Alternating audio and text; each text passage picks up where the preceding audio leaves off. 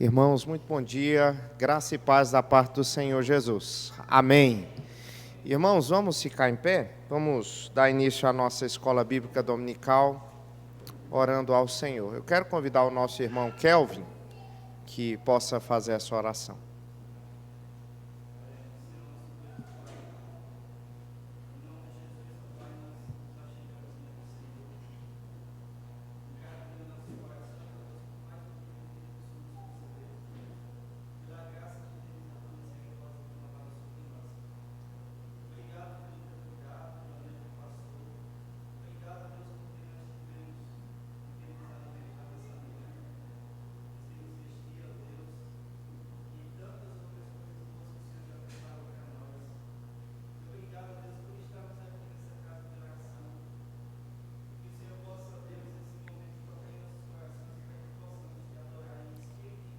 Amém, Senhor.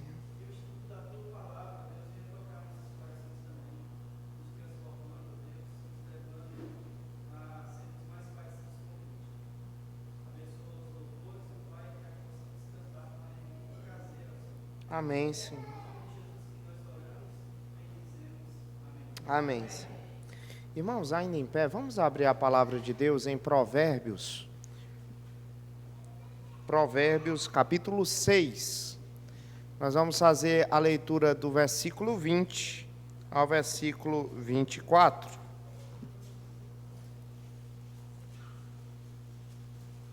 Provérbios, capítulo 6, versículo 20 ao versículo 24.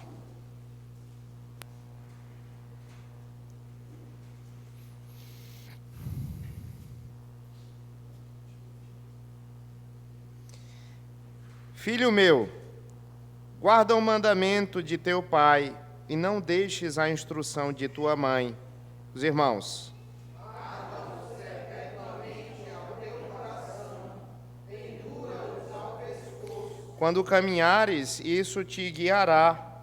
Quando te deitares, te guardará. Quando acordares, falará contigo.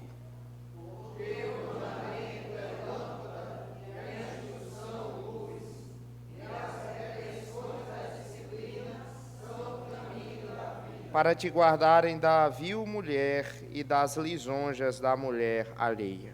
Amém. Podem tomar assento, irmãos. Amados, nesse texto que nós acabamos de ler, nós temos uma expressão de como os pais devem orientar os seus filhos dentro do caminho da lei do Senhor. Nós vamos cantar essa verdade nesse momento, entoando o Salmo 19, vamos dizer: a lei do Senhor é perfeita e restaura a alma, o testemunho do Senhor é fiel e dá sabedoria aos simples.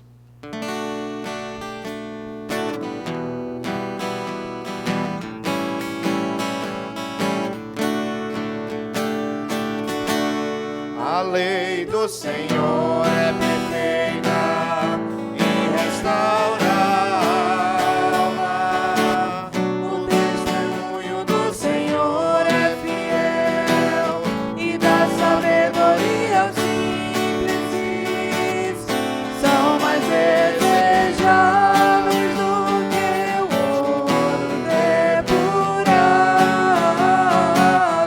São mais doces do que o mel e o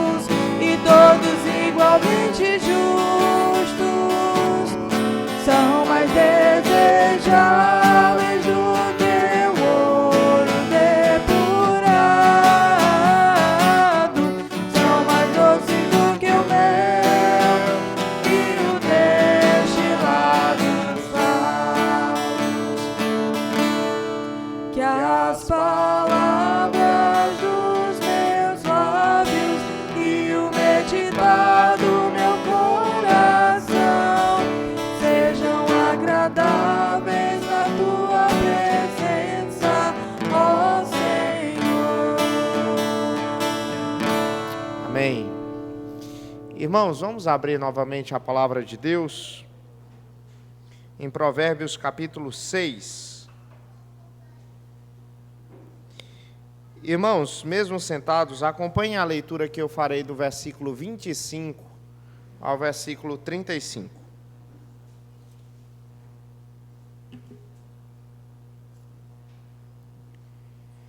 Diz assim a instrução da palavra de Deus: não cobices no teu coração a sua formosura, não te deixes prender com as suas olhadelas. Por uma prostituta, o máximo que se paga é um pedaço de pão, mas a adúltera anda à caça de vida preciosa. Tomará alguém fogo no seio, sem que as suas vestes se incendeiem? Ou andará alguém sobre brasas, sem que se queimem os seus pés? Assim será com o que se chegar à mulher do seu próximo. Não ficará sem castigo todo aquele que a tocar. Não é certo que se despreza o ladrão quando furta para saciar-se, tendo fome? Pois este, quando encontrado, pagará 7 vezes tanto. Entregará todos os bens de sua casa. O que adultera com uma mulher está fora de si. Só mesmo quem quer arruinar-se é que pratica tal coisa. Achará açoites e infâmia, e o seu opróbrio nunca se apagará. Porque o ciúme excita o furor do marido, e não terá compaixão no dia da vingança.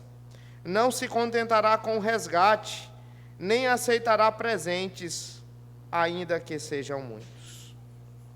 Meus irmãos, nesse momento vamos pedir ao Senhor o perdão dos nossos pecados. Vamos curvar nossas cabeças.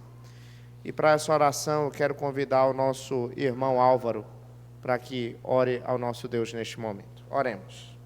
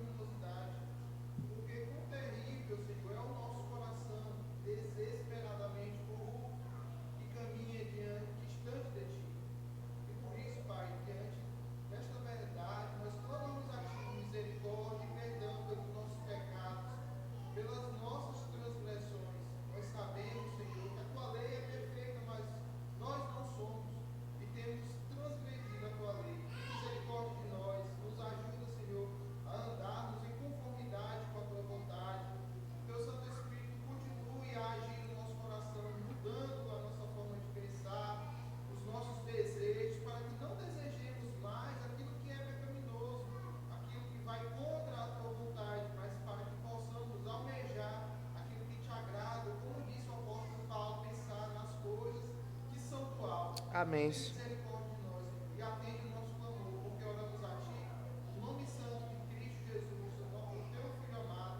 Amém, Senhor. Amém.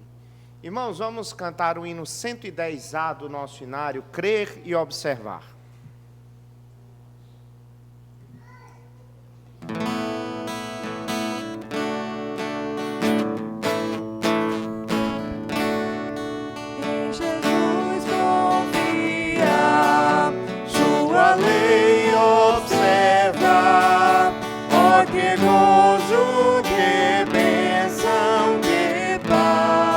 Satisfeito guardar tudo quanto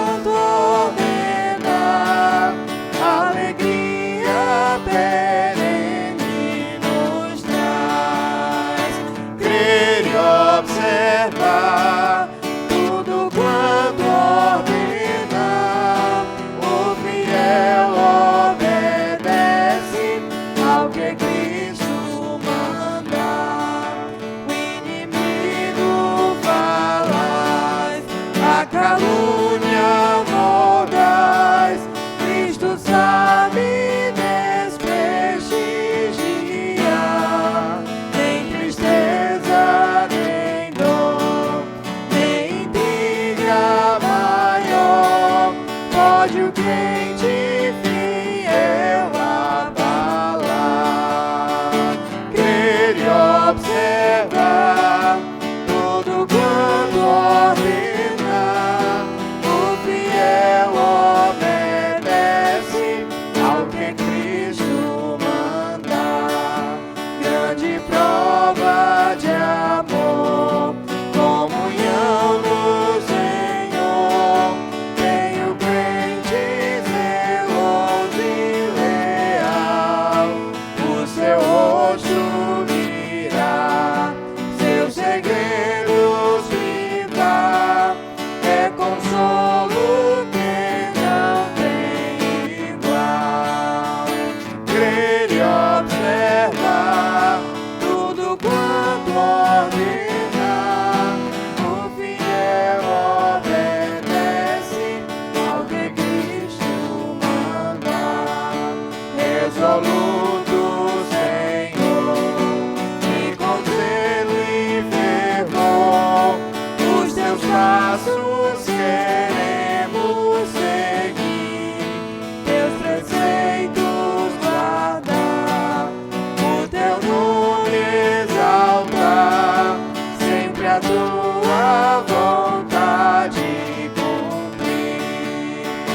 Crer e observar tudo quanto ordenar, o fiel obedece ao que Cristo manda. Amém. Irmãos, fiquemos em pé, vamos continuar a leitura da palavra de Deus, dessa feita em Provérbios capítulo 7. Nós vamos fazer a leitura do versículo 1 ao versículo 5. Vamos ler juntos, irmãos, a palavra de Deus. Provérbios 7, versículo 1 ao versículo 5. Filho meu, guarda as minhas palavras e conserva dentro de ti os meus mandamentos. Guarda os meus mandamentos e vive, e a minha lei como a menina dos teus olhos. Ata-os aos dedos, escreve-os na tábua do teu coração. Dize a sabedoria, tu és minha irmã, e ao entendimento, chama teu parente, para te guardarem da mulher alheia, da estranha que lisonjeia com palavras. Amém. Podem tomar assento, irmãos. Irmãos, se nós cumprirmos aquilo que acabamos de ler, nós receberemos de Deus as promessas do Salmo 128 que cantaremos agora. E nós, após o cântico do Salmo 128, cantaremos digno de glória. E nesse momento, aqueles que vieram prevenidos poderão depositar os seus dízimos e as suas ofertas.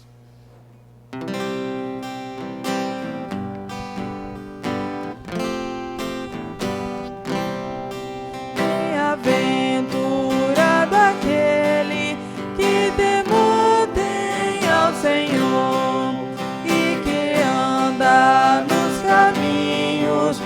caminhos de Javé. O amor das tuas mãos, o teu pão granjearás, e feliz então serás, e o bem te seguirás. Tua esposa em tua casa é videira florescer, quais rebentos de oliveira, os teus filhos brotarão ao redor da tua mesa, todos juntos estarão. Eis a bênção que alcança quem assim teme ao Senhor. Que o Senhor te abençoe desde o monte de Sião, e em Jerusalém tu vejas todo o bem que haverá.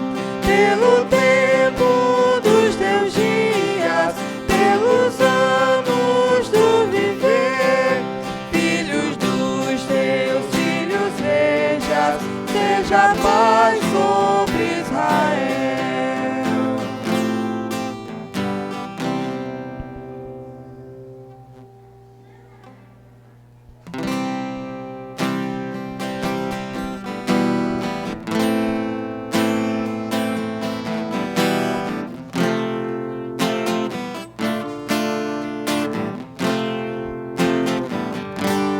Digno és de glória e louvores, levantamos nossas mãos, te adoramos, ó Senhor. Digno és de glória e louvores, levantamos nossas mãos, te adoramos, ó Senhor, porque grande és tu, maravilhas fazes tu, não há outro igual a ti, não há outro igual a ti, porque grande és tu, maravilhas fazes tu, não há outro igual a ti, não há outro igual a ti. Digno és de glória e louvores, levantemos nossas mãos, te adoramos, ó Senhor. Digno és de glória e louvores, levantamos nossas mãos, te adoramos, ó Senhor, porque grande és tu, maravilhas fazes tu, não há outro igual a ti, não há outro igual a ti, porque grande és tu, maravilhas fazes tu, não há outro igual a ti, não há outro igual a ti.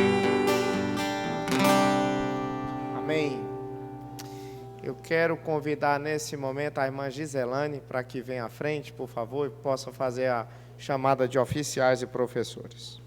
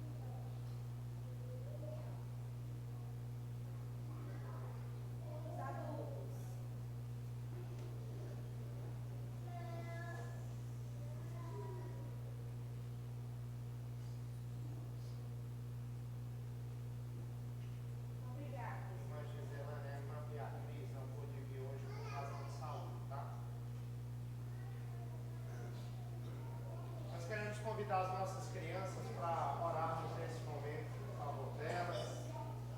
Com alegria vamos receber as nossas crianças, pedir ao Senhor que fale aos seus corações.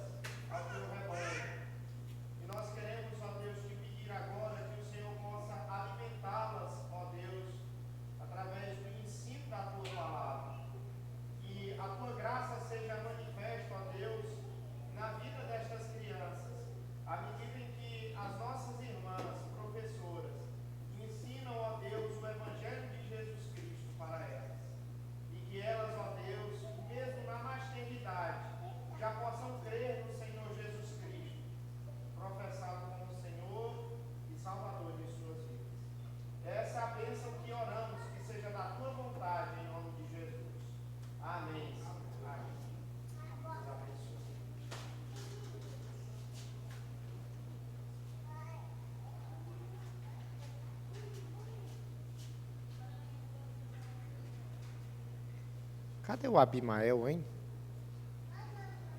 Abimael.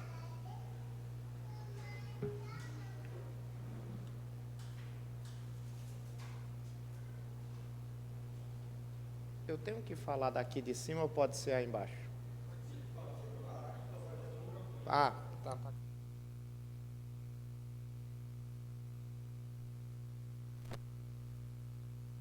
É que aqui embaixo eu fico mais à vontade, irmãos. Amados, depois do mês da reforma, em que nós suspendemos temporariamente os nossos estudos, que temos feito aqui na nossa igreja, nesta fase dos 10 mandamentos, nós vamos retornar aos estudos, e hoje nós vamos estudar o 7º mandamento. Abra, por favor, a sua Bíblia em Êxodo, no capítulo 20, versículo 14.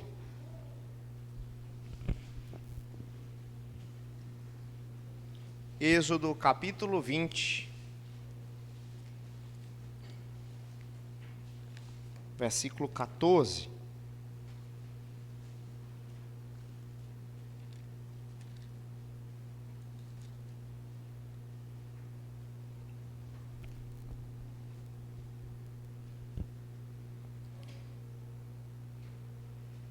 Esse versículo, irmãos, diz assim: não adulterarás. Vamos orar pedindo instrução da parte de Deus, agora sobre nossas vidas, para tudo aquilo que será dito nesta manhã e também sobre os nossos corações. Quero pedir para que o nosso irmão Abimael possa fazer essa oração ao nosso Deus.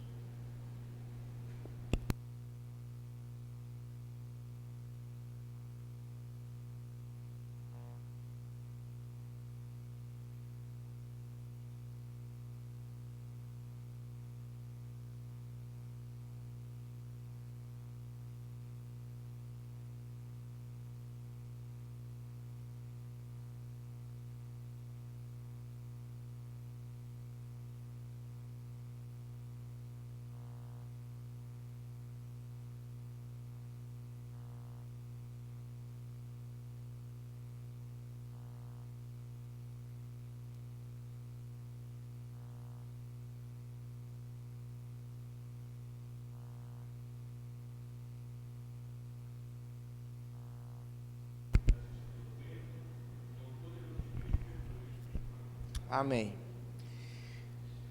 Meus irmãos, se um dia nós formos estudar a história da igreja detidamente, nós perceberemos claramente que o sexo foi um tema bastante discutido e controverso dentro da história da igreja cristã. Vários pais da igreja, por exemplo, que eram aqueles primeiros pastores que surgiram após o período apostólico, eles tinham uma visão assim muito negativa do sexo. Por exemplo, existe um pai da igreja chamado Tertuliano, que ele dizia que preferia a extinção da raça humana como preferível à procriação, porque ele achava que o sexo não era uma coisa boa. Existe um outro pai da igreja chamado Ambrósio, que disse que os casais, mesmo legitimamente casados, deveriam ter vergonha de sua sexualidade. Existe um outro pai da igreja chamado Agostinho, que ele estava inclinado a admitir que a relação sexual podia até ser valiosa, mas ensinava que a paixão sexual ou o desejo sexual sempre era pecado. E foi por isso, irmãos, que antes da Reforma Protestante, a Igreja Católica Romana, ela olhava para o sexo, e ela olhava para o sexo como um mal necessário. Por que um mal necessário? Porque ela dizia que o sexo ele tinha uma função utilitarista. Certo? Para que servia o sexo? Para a procriação, porque se você não tivesse sexo, então você não teria como perpetuar a raça humana. Então, a Igreja Católica, via de regra, ela dizia assim, não, o sexo, ele é um mal necessário. Ele é um mal necessário para o desenvolvimento da raça humana. Tanto é que no período medieval, na época de Lutero, a Igreja Católica Romana, ela dizia que você não podia ter relações sexuais, mesmo com a sua esposa, mesmo com seu cônjuge, nos dias santos, que na época da reforma já contabilizavam 183 dias no ano, ou seja, metade dos dias do ano eram dias santos, e nesses dias santos, portanto, você não podia ter relação sexual com seu cônjuge, mesmo se você tivesse legitimamente casado com ele. Até que surgiu a Reforma Protestante, e a Reforma Protestante, de alguma maneira, tentou restaurar a visão bíblica da sexualidade. A Reforma Protestante, ela reconheceu que a sexualidade é um dom da parte de Deus, é uma bênção da parte de Deus, é uma dádiva da parte de Deus.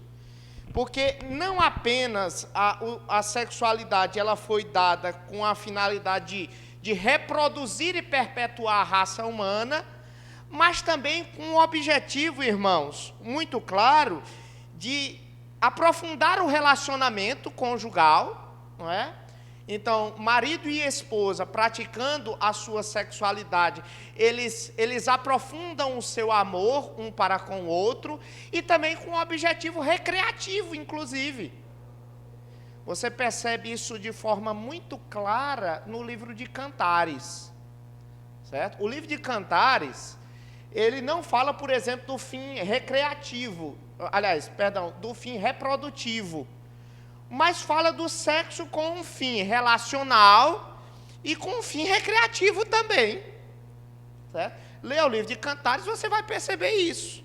E a Reforma Protestante, ela entendia, portanto, que o sexo ele não foi dado apenas para a reprodução, mas também para o aprofundamento na relação do casal, do amor que há entre o casal, e também com um propósito recreativo.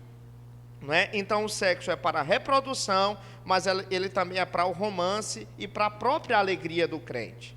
E foi para proteger essa alegria do crente, certo?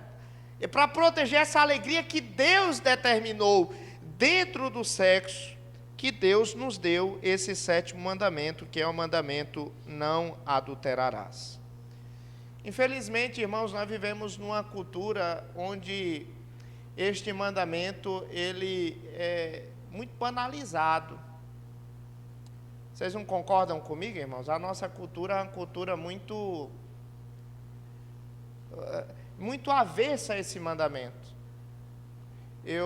Por exemplo, eu posso pedir para você lembrar das novelas que existem na nossa nação. É difícil você encontrar uma novela, eu não assisto novela, tá, irmãos? Com regularidade, mas assim, o enredo, pelo menos aqui a gente vê as entrevistas, é que é difícil encontrar uma novela onde não há, de alguma maneira, um caso de traição ou algum caso que possa aludir a isso. Aí uma vez perguntaram para determinado diretor de novela, aí perguntaram sobre isso, né? Ele disse, não, é porque casais que são fiéis e também pessoas celibatárias, elas são muito chatas. As pessoas gostam mesmo de pessoas que quebram este mandamento, né? Que adulteram e aí dá audiência, né? A nossa maior festa popular do Brasil qual é? É o carnaval. Então, nós vivemos, irmãos, numa cultura onde, sem dúvida nenhuma, esse mandamento, ele é profundamente quebrado. Mas, vamos lá. O que é adulterar, irmãos? Irmãos, a forma mais simples e mais óbvia de adulterar é a infidelidade conjugal. Você é casado com uma pessoa, você fez votos com aquela pessoa diante de Deus e diante da sociedade, e você violou a sua confiança para com o seu cônjuge, adulterando, ou seja, procurando intimidade sexual ou intimidade relacional com outra pessoa que não seja o seu cônjuge. Mas essa é a forma mais simples e direta de quebrar este mandamento. Mas nós sabemos que, assim como os outros mandamentos são inclusivos, este mandamento também é inclusivo. Você vai se lembrar muito bem de Mateus no capítulo 5, versículo 27 a 28, em que o Senhor Jesus Cristo, ele diz que o adultério não é simplesmente ir para a cama com outra pessoa que não seja seu cônjuge. O que é adultério? De acordo com o Senhor Jesus Cristo, em Mateus, no capítulo 5, versículo 27 a 28. Vocês se recordam? Vamos lá abrir a palavra de Deus. Vamos lá. Mateus, capítulo 5, versículo 27 e 28.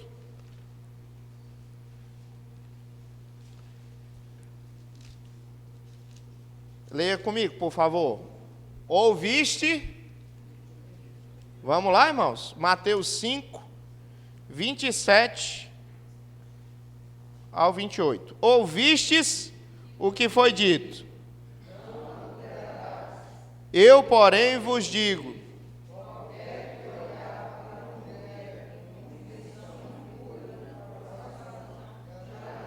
Já adulterou com ela. Ele aqui está falando para homens, por isso que ele está dizendo, olha, qualquer que olhar com intenção impura para uma mulher, estará sujeito, portanto, a quebrar esse mandamento.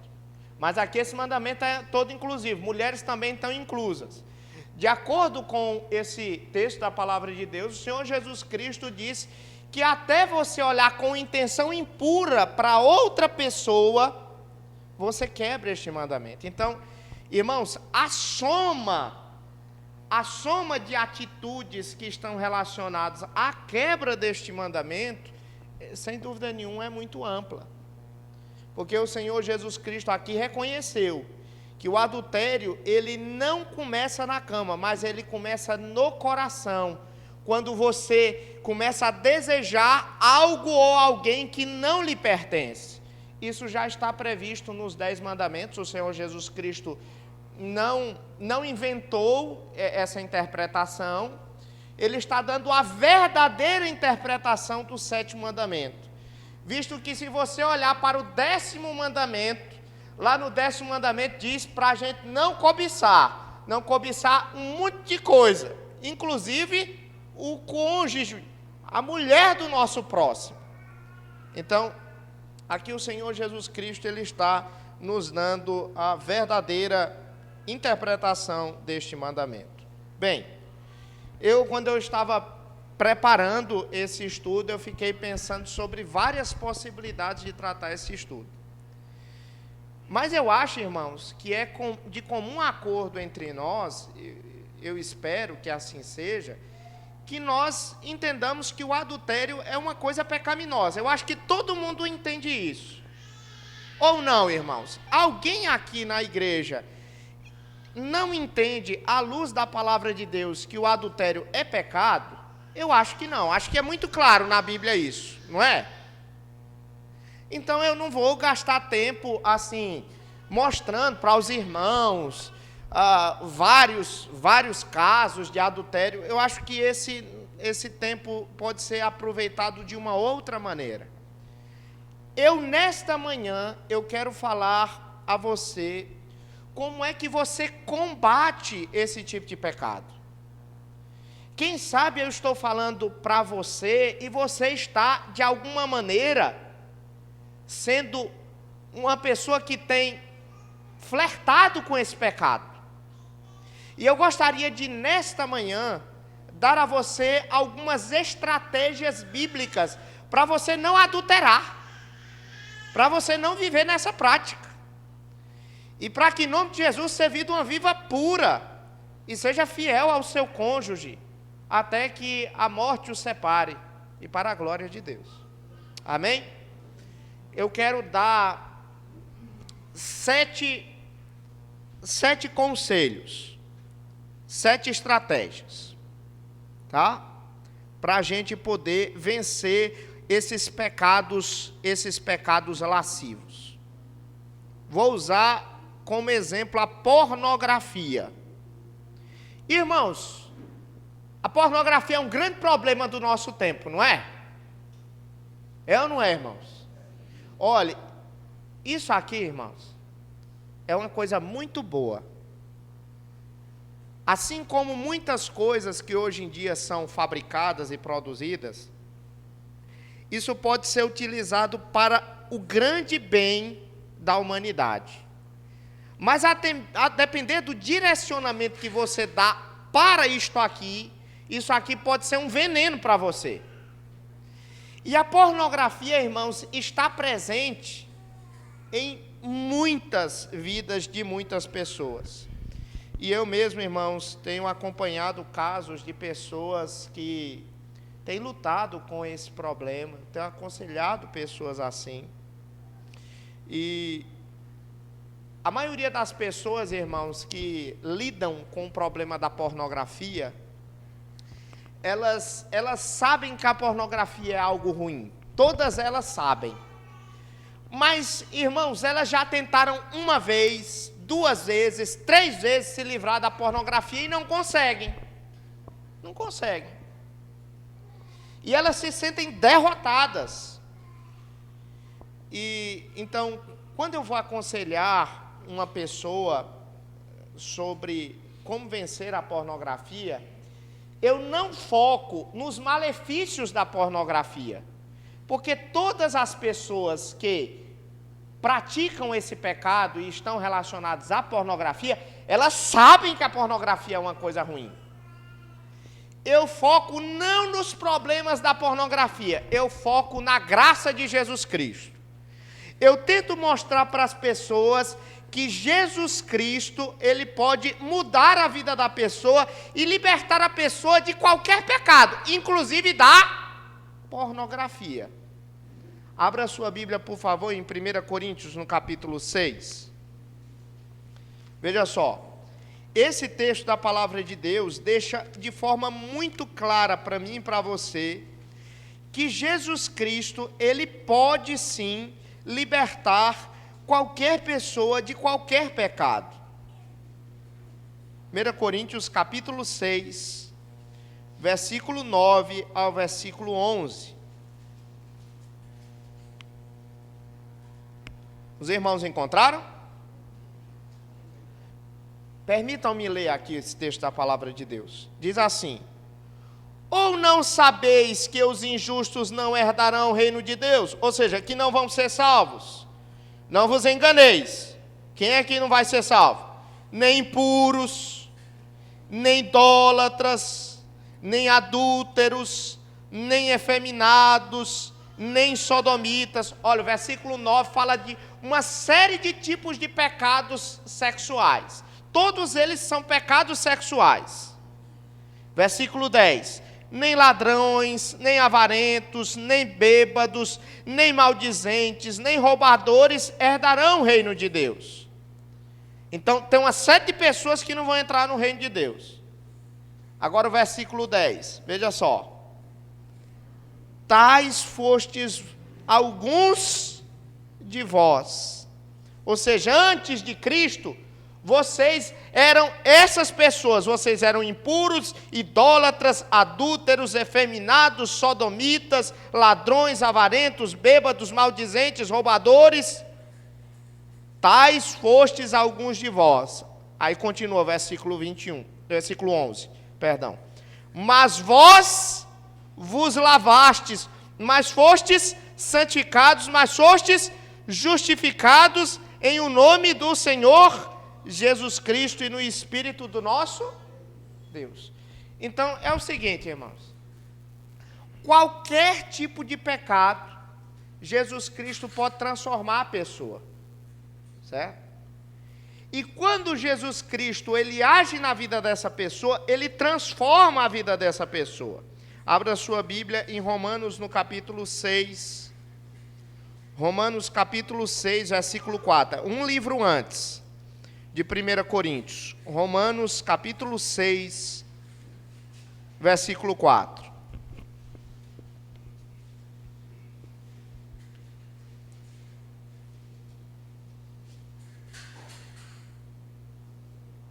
Veja só. Romanos 6, versículo 4. Fomos, pois, sepultados com ele na morte pelo batismo, para que, como Cristo foi ressuscitado dentre os mortos pela glória do Pai, assim também andemos nós em novidade de vida. Então, quem está em Cristo é nova criatura, irmãos. Então, assim como aconteceu com os coríntios, que viviam em pecados terríveis, assim também pode acontecer na vida de muitas pessoas. Jesus Cristo agir na vida de alguém, e essa pessoa que era dominada por pecados, ela ser liberta para a glória de Deus. Tá? E isso é uma coisa que você tem que entender. Certo? Não ore apenas para que Deus perdoe os seus pecados, mas ore também para que Deus transforme os seus pecados em santidade de vida. Essa é uma coisa, uma grande lição. Eu gostaria, portanto, nesta manhã, de dar para vocês, irmãos, algumas estratégias bíblicas para que nós possamos vencer a pornografia e outros pecados lascivos também. Tudo que eu vou dizer aqui, de alguma maneira, está relacionado ou à pornografia ou a qualquer outro pecado de ordem sexual. E eu espero que os irmãos possam ser muito edificados ao final desse estudo.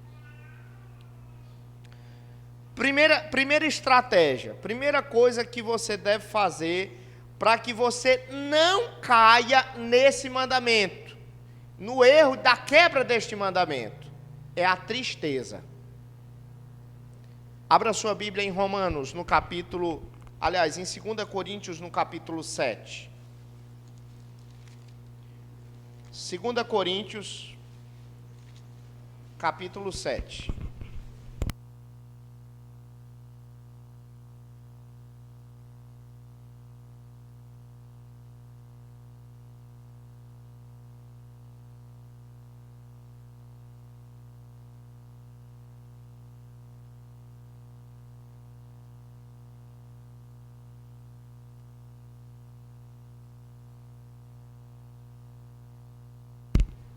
Vamos lá.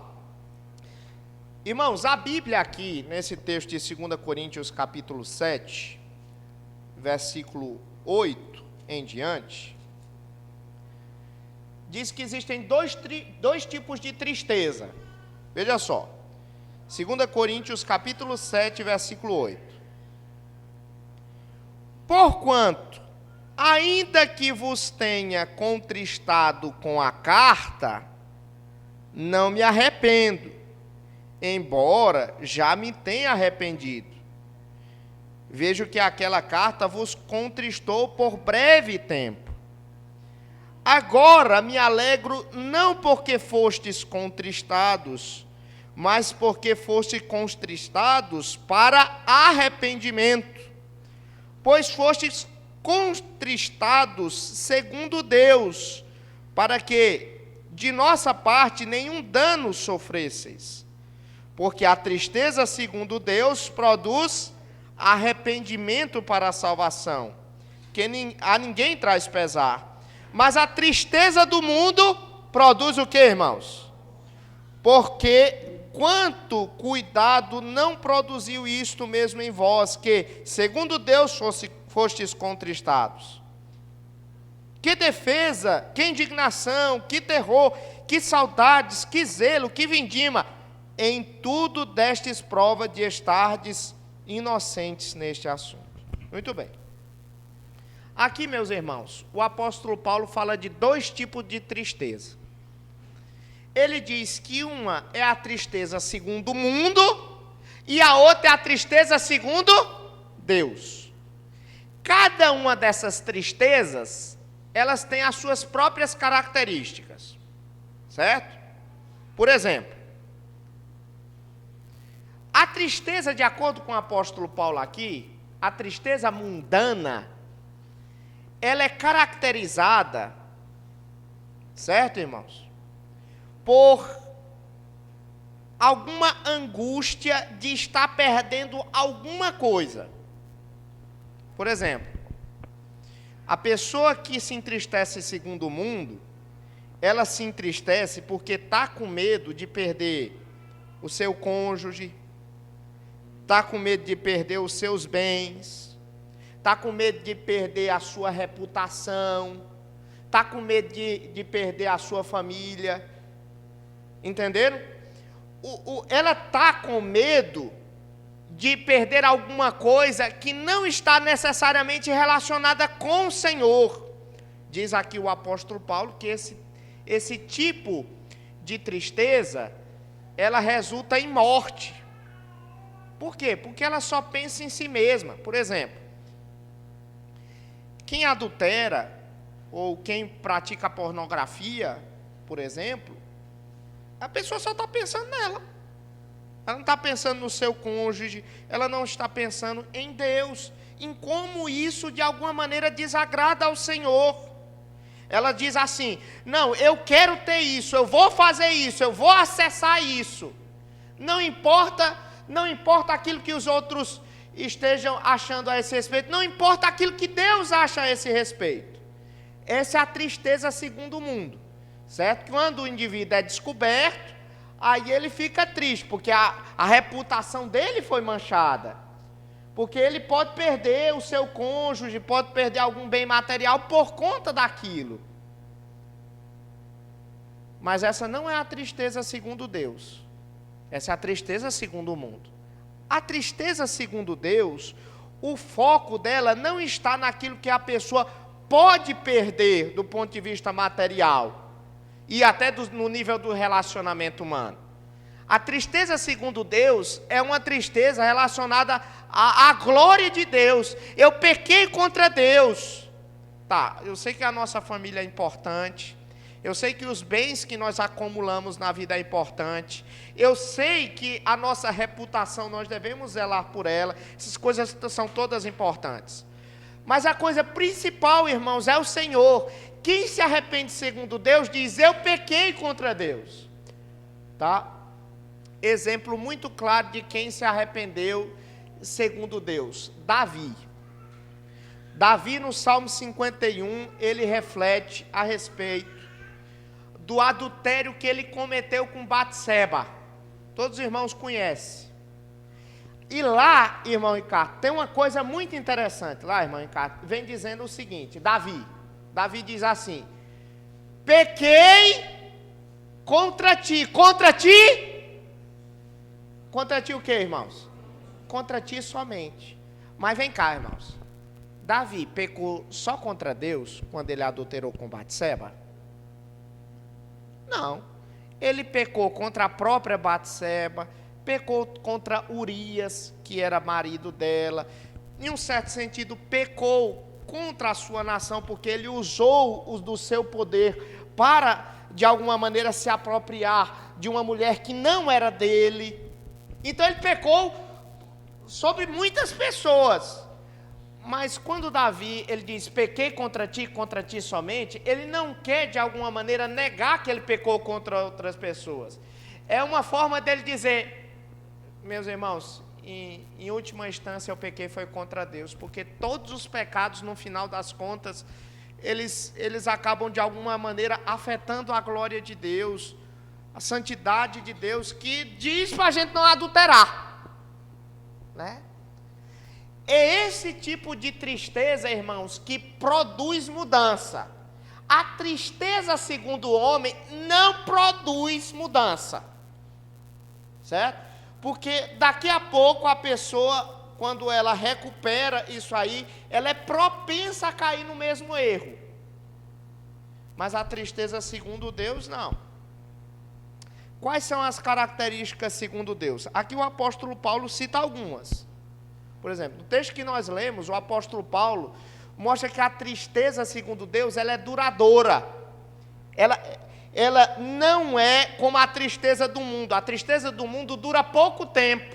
Ela dura alguns dias. Mas a tristeza, segundo Deus, é uma tristeza que não desiste fácil. Ela é uma tristeza que atravessa os anos. Segundo lugar, a tristeza, segundo Deus, ela é pura. A tristeza mundana permite que você acabe renovando o interesse por adulterar, por usar pornografias. Mas a tristeza, segundo Deus, deseja ardentemente ficar puro. Isso vai ser demonstrado de duas formas.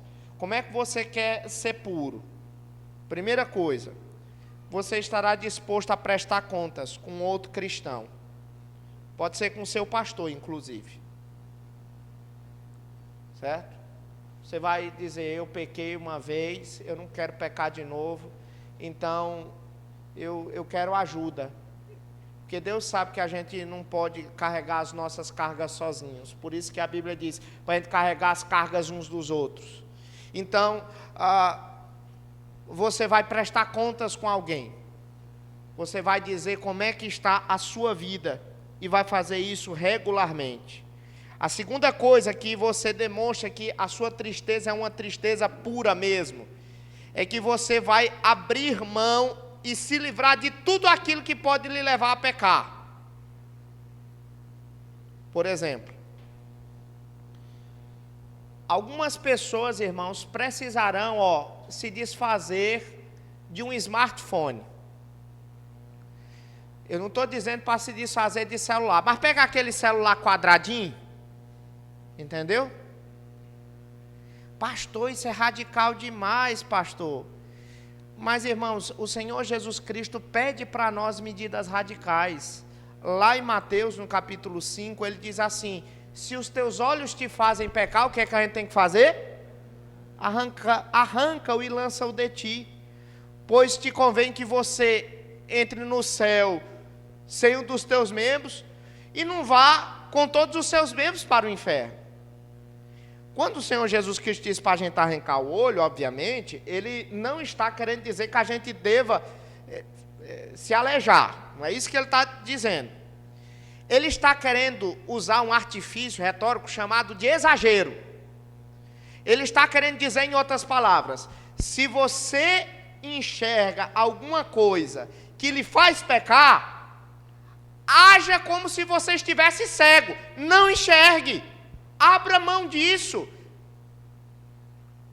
Então, assim, para muita gente, irmão, se isso aqui é um problema, talvez você precisa vender isso aí e trocar isso por um celular daquele de tijolinho.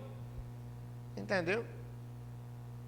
Eu estou dando uma medida. Não, pastor, mas posso colocar um aplicativo aqui. Todos nós sabemos que existem maneiras e maneiras de burlar esses sistemas. Todos nós sabemos. Então, assim,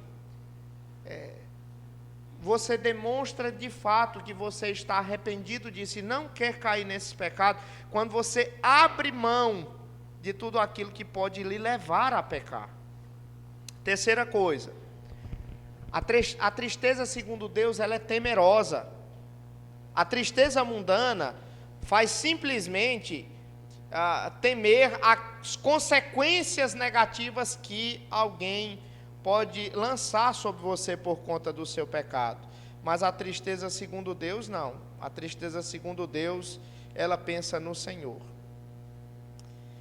Em último lugar, irmãos, a tristeza, segundo Deus, ela é justa. Isso aqui é muito importante. Quem se entristeceu segundo a vontade de Deus, ela não fica procurando explicações para o pecado. Não fica procurando culpados para o pecado. Não, pastor, eu adulterei por causa disso. Não. A pessoa que pecou diante de Deus, ela diz, não, as circunstâncias podem até de alguma maneira ter me ajudado. Mas quem decidiu pecar fui eu. Senhor, eu me arrependo. E eu quero lhe pedir perdão. A pessoa, uma vez pecando, a pessoa, ela admite que é pecadora. Ela não fica com escusas, não fica com ressalvas, não é? E essa é a tristeza, portanto, segundo Deus. A primeira coisa que você tem que fazer para você se livrar desse tipo de pecado na área sexual é a tristeza, segundo Deus. A segunda coisa que você precisa usar como estratégia para vencer esse pecado é a prestação de contas. Eu já falei um pouco sobre isso. Você precisa ser aconselhado. Porque nós não fomos criados com a capacidade de levar as nossas próprias cargas. Nós precisamos viver em comunhão com outras pessoas. Eu quero pedir para que você abra, por favor, a sua Bíblia, em Gálatas, no capítulo 6. Olha o que o texto de Gálatas, no capítulo 6, versículo 1 e 2, nos ensinam. Veja só.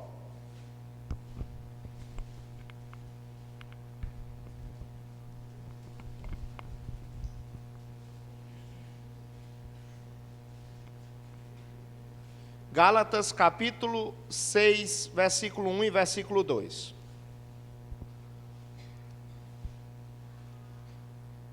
Os irmãos encontraram? Amém? Vamos ler. Irmãos, se alguém for surpreendido em alguma falta, ou seja, em algum pecado, o que a igreja deveria fazer? Vós que sois espirituais, corrigiu com espírito de brandura. Não querendo condenar a pessoa, dizendo você não presta. Não, não é isso não. Espírito de brandura. E guarda-te para que não sejas também tentado. Não diga assim, olha, fulano, olha, você caiu nesse pecado, eu nunca vou cair. Olha, quem pensa que está de pé, cuide para que não caia. Tá? Não vá com orgulho não, vá com humildade. Aí diz o versículo 2, leiamos juntos. Levai as cargas e assim cumprireis.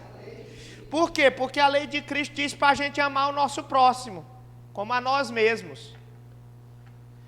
Então, nós precisamos ser acompanhados. Como é que você precisa ser acompanhado? Primeira coisa, se você peca, procure ajuda logo. Não espere as pessoas descobrirem. Ou não espere uma vez que você tiver uma ocasião, uma circunstância interessante, para você falar para o seu pastor. Busque ele. Tinha uma determinada pessoa que um tempo atrás, há uns anos atrás, eu aconselhava nesse problema relacionado à pornografia. Eu disse assim, fulano, quando você estiver sendo tentado a cair nesse problema, você ligue para mim. Ou vá ao meu encontro. Não caia nesse pecado, me procure. Irmãos, essa pessoa levou a sério a isso que eu disse. Sabe por quê? Porque ele me ligou 3 horas da manhã. 3 horas da manhã. Tocou, aí quando toca o celular 3 horas da manhã, o pastor pensa logo que alguém morreu, né? Não é verdade? Aí eu digo, eita, meu Deus do céu, quem é que morreu, Jesus? Aí eu acordei, eu digo, irmão, meu filho, o que foi que aconteceu? Eu fiquei já para dizer, alguém morreu aí em sua casa. Ele disse, não, pastor, é porque o senhor disse que se eu estivesse sendo tentado numa área, eu ligasse para o senhor, e eu estou sendo tentado, pastor, nessa área, nesse momento. Eu digo, pois vamos orar nesse momento, ler a palavra e tal. Você precisa de ajuda. Então não deixe, porventura, você cair em pecado para ir procurar ajuda depois. Você precisa de ajuda antes de você cair no pecado. Entendeu?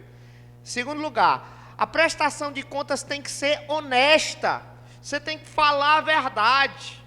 Né? Então, se você um dia se aconselhar comigo nessa área, eu vou lhe perguntar, fulano, você viu pornografia essa semana? Você foi tentado de que maneiras nessa área? Você cometeu algum pecado nessa área? Eu vou fazer essas perguntas, mas no final eu vou lhe dizer o seguinte, você mentiu em alguma coisa que eu perguntei aqui, você respondeu alguma coisa de forma mentirosa. E eu vou ainda perguntar, você omitiu alguma coisa? Porque mentir e omitir é uma coisa muito, muito próxima, né? Então, é necessário honestidade. Porque assim, irmãos, quando a gente vai fazer aconselhamento nessa área, vocês têm que entender uma coisa. nós não vamos entrar naquela brincadeira de gato e cachorro. Não é. O aconselhamento não é uma relação de gato e cachorro. Nós somos irmãos em Cristo que queremos ajudar uns aos outros. Nosso objetivo não é fazer mal para ninguém, mas é ajudar a pessoa a sair da prática do pecado e viver para a glória de Deus. Certo? Em último lugar, a prestação de contas envolve responsabilidades também. Certo? Então, quando você vai prestar contas com alguém, essa pessoa vai dizer o que você tem que fazer. Então, você vai assumir responsabilidades relacionadas a orar, a ler a Bíblia, a se ver livre de determinados comportamentos, ou inclusive de determinadas pessoas. Então, essa é a segunda coisa, prestação de contas, Nayara. Terceira coisa, Nayara, vamos lá. Medidas radicais, Nayara. Muitas pessoas caem em pecados lascivos porque é fácil. Esses pecados são facilmente cometidos. Aí, novamente, isso aqui é fácil, irmãos. Se você tem acesso à internet, você pode acessar sites pornográficos em segundos. É muito rápido, certo? Então, se você quiser uma transformação em sua vida, se você quiser uma libertação nesta área da sua vida, você pode orar, você pode chorar, você pode ler a Bíblia, você pode até confessar o seu pecado, mas você tem que se ver livre dessa porcaria. Você tem que se ver livre daquilo que lhe leva a pecar. Então, algumas coisas precisam ser feitas, certo? 3 coisas você precisa fazer. No que toca àquilo que você pensa, naquilo que diz respeito ao seu tempo, e naquilo que diz respeito ao acesso à coisa que lhe faz pecar. Sim, porque via de regra você só usa pornografia se você deseja ver pornografia. Então isso envolve seu pensamento. Sim, porque você só acessa pornografia se você gasta tempo com aquilo, se você tem tempo com aquilo. E também você só usa pornografia se você tem acesso àquilo. Então, essas 3 áreas são muito importantes: pensamento, tempo e acesso. Vamos começar aqui pelos pensamentos. A batalha contra a lascívia começa onde, irmãos? No coração. Então, imagine, por exemplo, você está, como lá em casa nós temos. Imagina você tem um jardim. E aí você tem um jardim, e aí de repente começam a nascer algumas flores feias, horríveis. Aí o que é que você faz quando começa a surgir algumas flores feias, que você não plantou? Você corta os botões, para que aquilo ali não possa estragar a beleza do seu jardim. Mas só que com o passar do tempo, você vai perceber que se você cortar o botão, não resolve o problema. O que é que você tem que fazer para resolver o problema? Você tem que arrancar pela raiz, não é? A mesma coisa acontece com a lascívia. Você tem que não apenas fazer atitudes externas, você tem que cortar pela raiz esse problema. A primeira coisa que você tem que lidar com os seus pensamentos é o arrependimento. Você tem que ter uma tristeza segundo Deus, certo? Segunda coisa, você tem que meditar nas Escrituras. Você lembra o que foi que o salmista disse no Salmo 119? Guardo no coração a tua palavra para não pecar contra ti.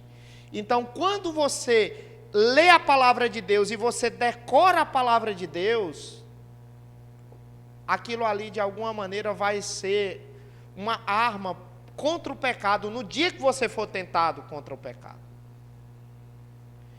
E, em última coisa, você tem que procurar ajuda imediatamente para você não lutar sozinho com aquele pecado. Então, essas são as 3 coisas no que diz respeito à mente.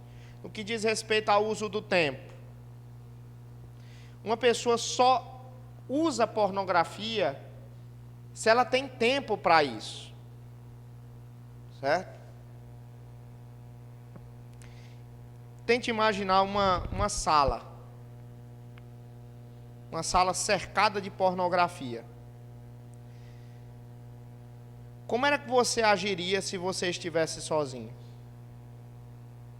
E como era que você agiria se você estivesse acompanhado de outra pessoa?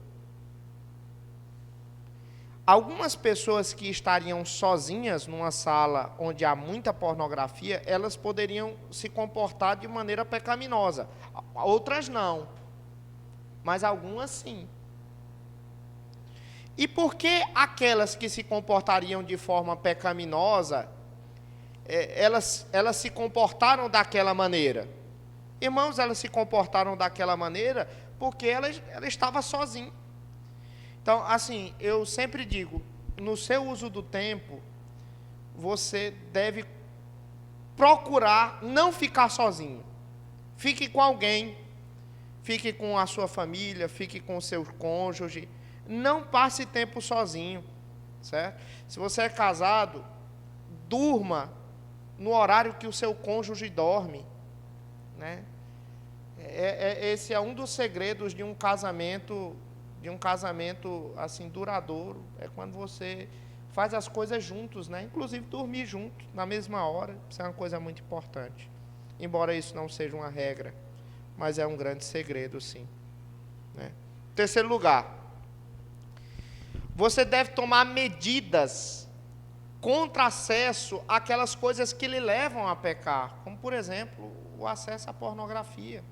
Tem várias coisas que você pode fazer, como, por exemplo, o acesso ao computador, você colocar na sala, programas que podem, de alguma maneira, limitar o acesso a determinadas páginas. Se você é casado, você pode pedir para a sua esposa ter a senha do seu smartphone. Então, quando você for usar o smartphone, você diz: minha filha, aqui coloque minha senha. Entendeu? Se o seu pecado está relacionado, inclusive, a adultério, na prática mesmo, na prática do adultério, não apenas no pensamento, não apenas na pornografia, você pode, de repente, instalar no seu smartphone um aplicativo de localização para a sua esposa, para o seu cônjuge saber onde você está. E de alguma maneira, quando você sabe que você está sendo monitorado, você de alguma maneira é mais cuidadoso com suas atitudes e aonde você vai, onde você frequenta. Mas isso tudo tem que ser um desejo seu. Tem que ser uma coisa natural sua. Você tem que querer se ver livre disso. Porque a luta contra esse tipo de pecado, irmãos, é uma luta muito terrível. Tá? Essa é a terceira coisa. Quarta coisa, Nayara. Confissão de pecados. A confissão de pecados, irmãos, tem muita pessoa que pensa que a confissão de pecado é apenas uma confissão de pecado a Deus. Mas a Bíblia não mostra isso. A confissão de pecado, irmãos, envolve não apenas eu confessar o pecado a Deus, mas confessar também o meu pecado àquelas pessoas que foram prejudicadas também, né? Abra sua Bíblia, por favor, em Provérbios 28, versículo 13.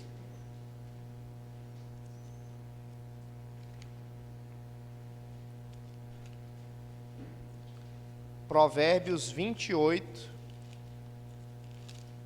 versículo 13.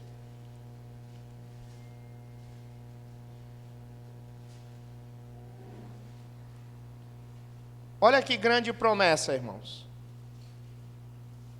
Provérbios 28, 13. Leiamos. O que encobre as suas transgressões, mas o que alcançará misericórdia. Note que isso aqui, irmãos, não foi escrito de forma que isso fosse uma lei, mas ela foi escrita em forma de promessa. quando nós confessamos os nossos pecados, Deus, Ele nos abençoa e nos demonstra a sua misericórdia.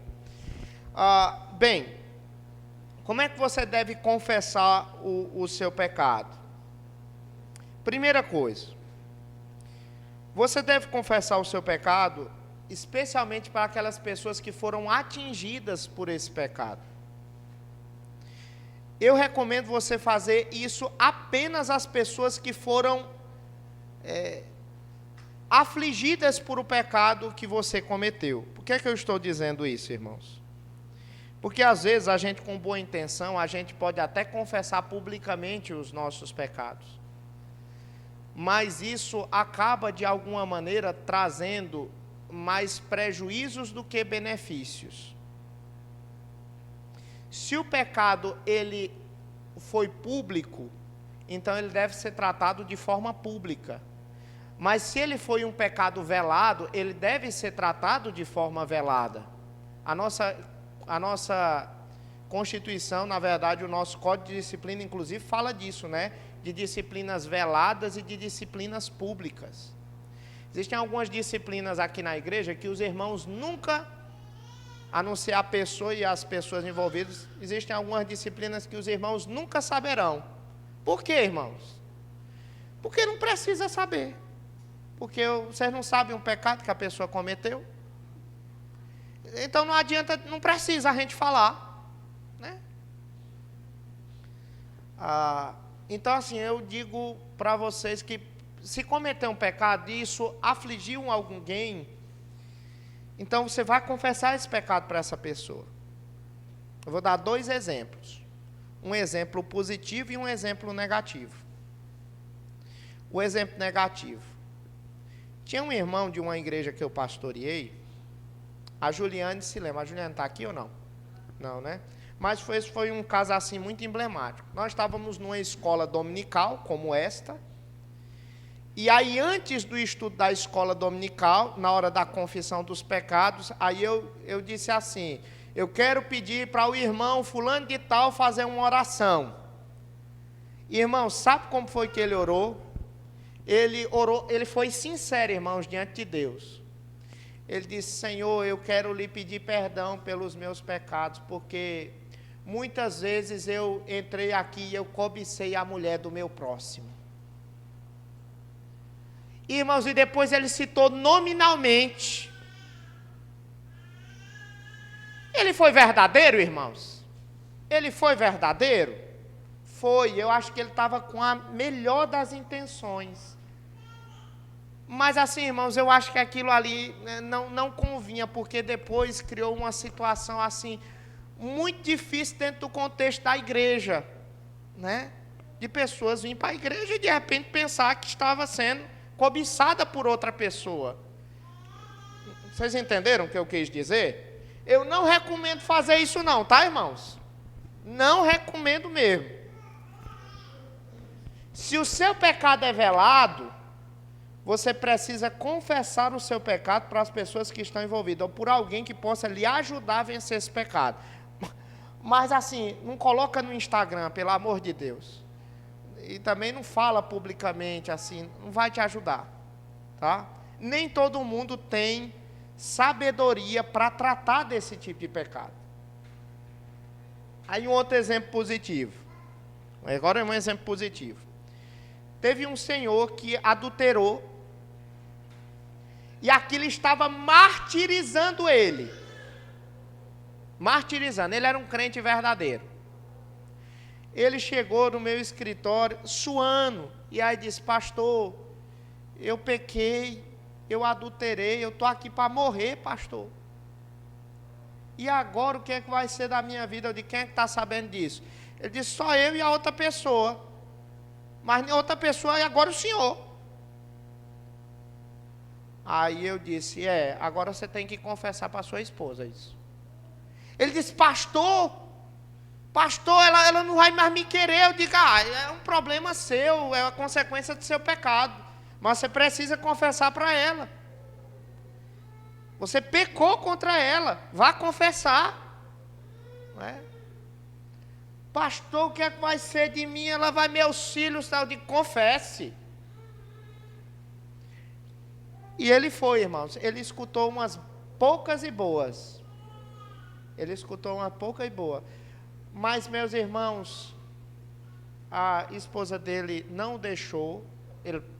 Ela podia fazer isso, biblicamente falando, mas ela não fez. E o casamento deles foi restaurado para a glória de Deus. Continuou e perdoou, ela perdoou e foi isso. Porque no cristianismo é assim, irmãos. A gente peca e a gente confessa os nossos pecados para a gente ser perdoado, né? E restaurado para a glória de Deus, tá? Então, confesse os seus pecados em primeiro lugar para aquelas pessoas que você de alguma maneira afetou. E em segundo lugar, confesse seus pecados aceitando as consequências. Porque assim, você vai falar para as pessoas que você pecou, e a pessoa vai ficar triste, não vai? Vai ficar magoada, não vai? Ela vai ficar talvez irritada com você. E aí você deve estar ciente disso, porque elas são pecadoras. Nós pecamos contra pessoas que são pecadoras. E aí é difícil, irmãos. Olha, confessar é tão difícil quanto perdoar. Entendeu? Então a outra pessoa, quando escutar isso, ela vai sentir dificuldade de perdoar, porque ela confiava em você. Certo? Então, eu quero dizer para você que você deve ter a ajuda de alguém do seu lado, se um dia você for confessar um desse tipo de pecado. Por quê? Porque a outra pessoa vai lhe apoiar e poderá mediar a conversa entre você e a outra pessoa que foi afetada. Certo? E isso vai ser muito importante. E a última coisa, quando você confessar os seus pecados para outra pessoa, confesse honestamente, mas não exaustivamente. Você não precisa entrar em detalhes. Às vezes os detalhes fazem com que a ferida se abra mais do que qualquer outra coisa. Seja honesto. Fale tudo aquilo que convier, mas não precisa dizer detalhes. Tá? E a última coisa, eu disse que era a última, mas não é. Não crie desculpas quando você for confessar o pecado. Admita que a culpa é sua. Diga, eu errei, eu quero pedir perdão e eu prometo que nunca mais vou fazer isso novamente. E isso vai ajudar a resolver o seu relacionamento. Quinto lugar, Nayara. Coloque aí, Nayara. Cônjuge. O seu cônjuge é um instrumento de Deus para que você não peque e não caia nessa área. Irmãos, uma das maiores lutas de quem está tentando fugir de pecados lascivos é não pensar em lascívia. Mas o problema, irmãos, é que nós nunca paramos de pensar. Se você quiser tirar esse pensamento de lascívia da sua cabeça, você tem que trocar esse pensamento lascivo por um pensamento puro. Em vez de ficar pensando em coisa errada, você tem que estar pensando na coisa certa. Em vez de você ficar pensando na adúltera, você tem que pensar na sua esposa. E isso é muito importante. Abra a sua Bíblia em Provérbios capítulo 5, que foi um texto vizinho àquele que nós lemos no início. Veja só, Provérbios capítulo 5.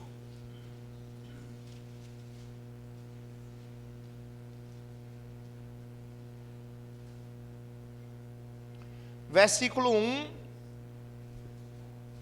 ao versículo 14.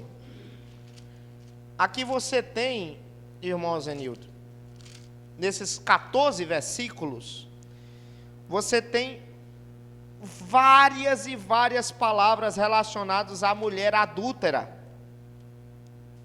Está vendo aí os perigos da mulher adúltera? Versículo 1 ao versículo 14. Agora, quando você chega no versículo 15, até o versículo de número 20, você tem uma mudança, certo? E essa mudança aqui é da mulher adúltera para a mulher da sua mocidade, para a sua esposa. Ou seja, esse texto está nos ensinando, em outras palavras, a gente deixar de pensar naquilo que não é nosso, para pensar naquilo que é nosso. Esse texto está nos ensinando a gente concentrar os nossos pensamentos no nosso cônjuge, na nossa esposa, concentrar as nossas energias nela, certo? E eu acho que é tão importante isso. Olha, qual foi a última vez que você refletiu, por exemplo, sobre as qualidades do seu cônjuge? Isso faz com que o seu amor e também a sua fidelidade com ele aumente, né? Eu ontem cheguei em casa, né? Aí colocamos as crianças para dormir. Aí eu tenho me exercitado nisso, eu tenho procurado me exercitar nisso. A gente vai aprendendo com o tempo a ser o melhor esposo, né? Pastor também tem suas dificuldades, eu tenho pés de barro, tá? Passo lutas igual os irmãos. E aí eu cheguei para minha esposa, aí eu disse, minha filha, como eu louvo a Deus pela sua vida. Eu louvo a Deus, você é uma boa mãe, você é uma boa esposa, você é uma boa dona de casa, você é uma cristã temente a Deus. Eu louvo a Deus por isso. Eu não falei isso da boca para fora para ela. Eu falei isso como uma expressão verdadeira daquilo que há no meu íntimo. Eu louvo a Deus mesmo pela vida da minha esposa. E o que é que me combate, por exemplo, no adultério? Eu vejo as qualidades da minha esposa. Eu olho para a minha esposa, eu não preciso olhar para outra mulher. Graças a Deus eu tenho uma boa esposa, não preciso olhar para outra.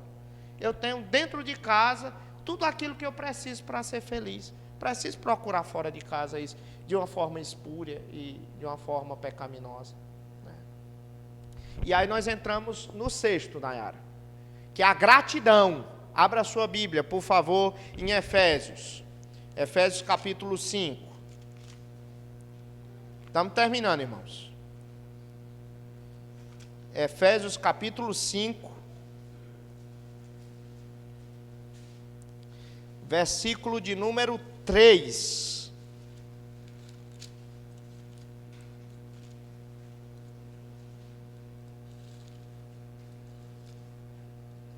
Os irmãos encontraram? Efésios 5, versículo 3 e 4. Amém? Como é que diz aí? Mas a Eita, irmã Giza, que danada é isso? Que é impundícia, misericórdia. Impundícia, meus irmãos, é uma forma de prostituição. Certo? Então pensa aí. Mas a prostituição e toda sorte de impurezas ou cobiça nem sequer se nomeia entre vós, como convém a santos, nem conversação torpe, nem palavras vãs ou chocarrices. O que é chocarrice? É você fazer brincadeira, você usar gracejos nessa área sexual. Isso não é coisa para crente, não. Ficar brincando com isso, soltando piada com isso. O apóstolo Paulo disse que não é para a gente fazer isso, não. Certo? Coisas essas inconvenientemente. Antes o que, irmãos? Em vez de fazer essas coisas, pelo contrário, o que, irmãos? Ações de graças, gratidão. Como é que você vence a pornografia e outros pecados lascivos? Com gratidão. Certo? Porque, como eu já disse, esses pecados lascivos, o âmago deles é a insatisfação, é o egoísmo. A pessoa só pensa em si mesmo, no seu prazer, no seu benefício. Mas quando você olha para aquilo que Deus lhe deu, a bênção que Ele constituiu na sua família, no seu casamento, certo? Você não precisa olhar para outra mulher, para outro homem. Deus lhe deu o seu cônjuge. Você tem que voltar para Deus e dizer, Senhor, eu agradeço a Deus pelo esposo que Deus me deu. Eu agradeço pela esposa que Deus me deu. A minha família, eu não vou largar isso tudo para viver uma aventura, eu não vou fazer isso. Certo? Ações de graças, irmãos. E a minha pergunta é, qual foi a última vez que você agradeceu a Deus por sua esposa? Qual foi a última vez que você agradeceu a Deus pelo seu esposo, não é? Você lembra aquilo que 1 Tessalonicenses diz, lá no capítulo 5? Em tudo dai graças. E nisso principalmente, considera a sua família, o seu casamento, a sua casa, o seu trabalho. Isso tudo é muito importante. E última coisa, Nayara, para fechar com chave de ouro. Relacionamento com Jesus. Por quê? Abra a palavra de Deus aí em Efésios capítulo 5, irmãos. Novamente. Esse texto aqui de Efésios capítulo 5, a partir do versículo 22, irmã Gisa, nos ensinam, irmã Gisa, esses versículos nos ensinam, que existe uma relação muito íntima entre a nossa vida conjugal e a nossa vida espiritual, muito próxima. Por quê, irmão Zenildo? Existe uma relação muito íntima. Por que quando o nosso casamento está bem, a nossa vida espiritual está bem? E por que quando a nossa vida conjugal vai mal, a nossa vida espiritual geralmente está mal? Por quê? Porque existe uma relação muito íntima. Abra aí e veja só o versículo de número 32. Depois de falar sobre o casamento, aí ele chega no versículo 32 dizendo o seguinte, o que, irmãos? Leiamos. Grande é esse mistério. Eu já preguei demais aqui nesse texto aqui nessa igreja. Esse texto aqui é um dos textos mais fantásticos de toda a Bíblia. Esse texto está dizendo, irmãos, que o casamento é um mistério. O que é um mistério, Nayara? Mistério é um segredo de Deus. Na Bíblia, Nayara, Deus tem muitos segredos. E à medida em que o tempo vai passando, ao longo da história bíblica, Deus vai revelando os seus segredos. Certo? E quando você chega lá em Efésios, no capítulo 5, Deus revela mais um segredo, mais um mistério. Qual é o mistério? De que o casamento é uma expressão, na verdade, do nosso relacionamento entre Cristo e a igreja. O casamento, um bom casamento de um homem e de uma mulher, é como se fosse uma grande peça de teatro que encena a relação de Cristo com a igreja. Certo? Porque todo bom casamento, de alguma maneira, é uma ilustração imperfeita de como Cristo cuida da igreja. Por exemplo, assim como todo bom marido protege a sua esposa de qualquer mal, Cristo protege a igreja de qualquer mal. Assim como todo bom marido ama e cuida da sua esposa, Cristo ama e cuida da igreja. Assim como todo bom esposo deve morrer, se necessário, pela sua esposa, Cristo morreu pela igreja. Entendeu? O casamento é um teatro para mostrar como Cristo, Ele nos ama, como Ele ama a igreja. Tanto é, irmão Zenildo, que é isso mesmo, que quando a Bíblia diz que lá no céu os homens não se casam, nem se dão em casamento. São como os anjos no céu. Por que não pode casar lá no céu? Porque, irmão, o propósito do casamento já se cumpriu, que é mostrar a Cristo, a glória de Cristo. Então, se você é bem casado, se Deus lhe deu um bom casamento, se você é fiel à sua esposa, isso de alguma maneira é uma demonstração de como o Evangelho é algo glorioso e algo muito abençoador. Então, são essas 7 coisas que vão, de alguma maneira, lhe livrar desse pecado da quebra do 7º mandamento.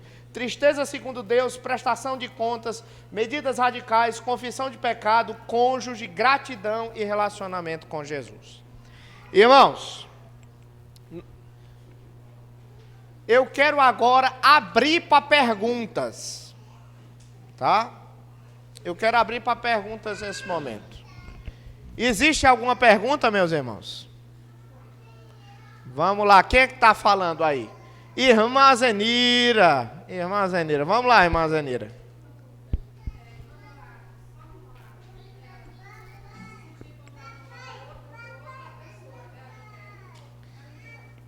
A pessoa está namorando com alguém, aí está com vontade de namorar outra pessoa. Não. A Bíblia chama isso aí até de fornicação, irmã.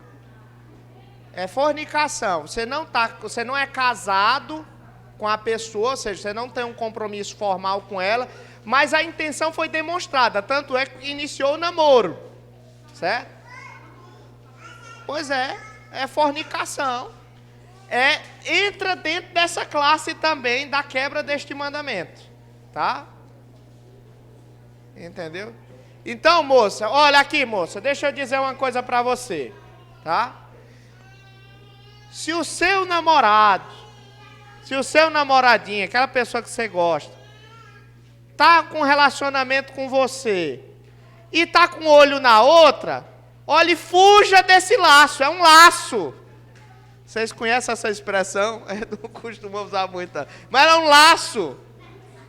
Viu, irmão Azenildo? Fugir, porque se ele está fazendo isso no namoro, irmão Zenildo, meu Deus do céu, vai ser muito pior, irmão Zenildo, muito pior. Então fuja do laço, viu? Muito bem, mais perguntas, irmãos? Irmãos, nós vamos então fazer a leitura, de Efésios capítulo 5, versículo 3. Não, vamos fazer a leitura do versículo 32. Efésios 5, 32. Que Deus abençoe. Quero chamar a irmã Giselane para que possa fazer a leitura do relatório.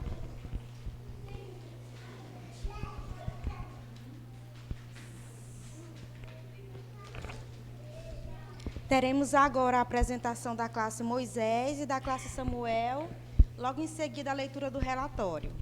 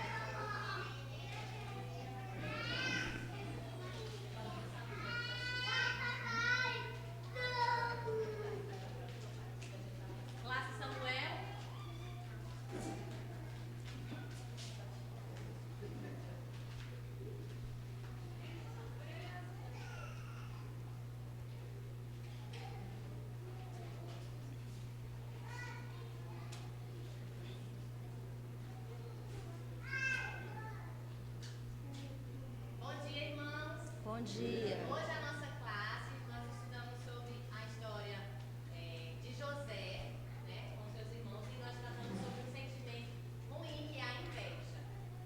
E a inveja, ela traz muitas consequências, não é verdade? Mas Deus, se nos arrependermos, o Senhor Jesus, Ele pode purificar o nosso coração e tirar todo esse sentimento ruim. Então nós vamos falar do nosso versículo que memorizamos hoje. Vamos lá, podem abrir a Bíblia. Vamos lá. Cria ó Deus, um coração puro. Salmo. Muito bem.